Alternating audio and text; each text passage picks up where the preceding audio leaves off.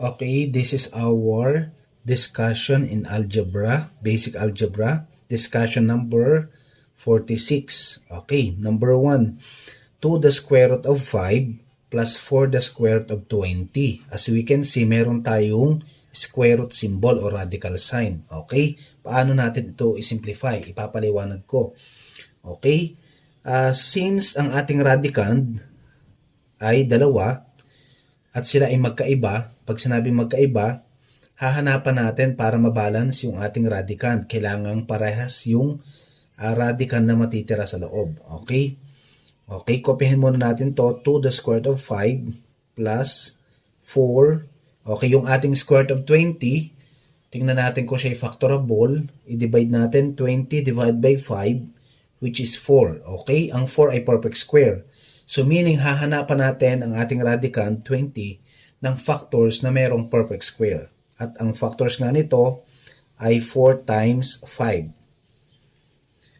Bawal natin gamitin yung factors ng 20 na 10 times 2. Bakit? Kasi ang 10 ay hindi siya perfect square. At ang 2, hindi rin siya perfect square.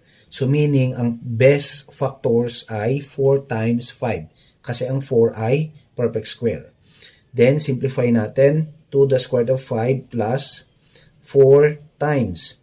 Ita-times natin siya dun sa lalabas na root.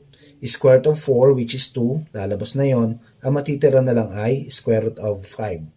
Then, simplify natin. 2 the square root of 5 plus 4 times 2 is 8, the square root of 5.